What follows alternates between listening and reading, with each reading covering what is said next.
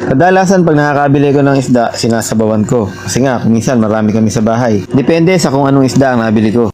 May mga isda kasi na napakasarap sabawan at meron din namang mga isda na masarap inihaw at pinirito lang. Ito nga isda na to ang nadaanan ko sa palengke kanina. Kung tawagin nila ay hiwas. Na kung pagmamasdan mo ay parang sapsap lang pero napakalaki naman ito kumpara mo sa sapsap. Madalang lang sa amin ang magtinda ng ganitong isda. Kadalasan naman makikita rito sa amin galunggong, bangus, mga ganon, tilapia, dalagang bukid at yung mga iba pang mga isdang alat. Meron din naman mga dalag, meron din naman mga hito, mga isdang tabang. Pero kung talagang gusto mo ng mamahaling isda, pumunta ka doon sa palengke pagka maaga, marami kang mabibili, marami kang pagpipilian. Okay, naghiwa lang ako dito ng ating gagamitin sangkap at dito naman sa ating kawali. Nilagay ko na nga lang din yung ating mga hiwas. Ihilera ko lang yan dito sa ating kawali. Kung nilagay ko ng mga isda, nilagay ko na lang din itong mga hiniwa nating kamati, sibuyas at luya.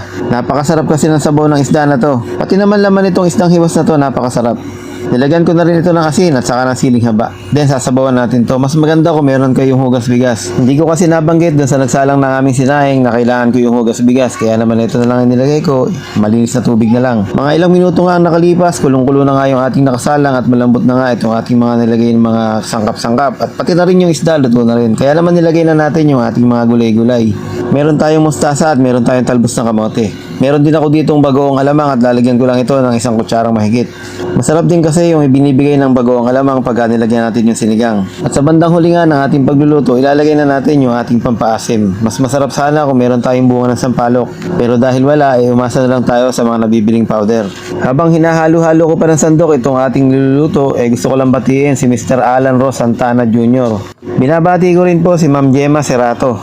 At shoutout din po kay Ma'am Dang Piedalan. Maraming salamat po sa inyong mga suporta. Sa mga viewers po natin dyan na gustong mag-request ng mga gusto nating lutuin, maaari din po kayong mag-comment dyan kung ano yung nais nyong lutuin natin dito at baka mamaya meron akong sangkap, meron akong mga mabili dito sa malapit, atin naman mapagbigyan. May mga nagko-comment naman na bakit daw hindi naman pagbibigyan. Sa haba ng ating kwentuhan, nakaluto na nga tayo ng ating masarap na hiwas na sinigang. Itong isda na ito, pagka ito yung kinakain ko, talagang tinik na tinik lang yung natitira. Sa sobrang linamnam ng kanyang laman, talaga namang sulit na sulit ng pagkakabili mo. Dito pala sa lugar namin, nabibili ito 200 pesos ang isang kilo. Mas mura pa nga yan kung tutuusin kumpara mo naman sa galunggong na 240. Kaya nga pagka isda ang binibili ko, naghahanap talaga ako ng medyo mababa ang presyo. Kagaya ng bangus, makakabili ka ng mula 150 hanggang 190 pesos ang isang kilo. Depende yun sa laki ng sukat. O sukat ng bangus, I mean. Ang tilapia naman dito sa amin, medyo mataas na. Kung minsan, 130 hanggang 150 ang isang kilo. Pero meron din namang nabibiling tilapia dito ng mga tig 80 pesos. Yung bang mga tilapiang patay na nagaling sa mga fish pan.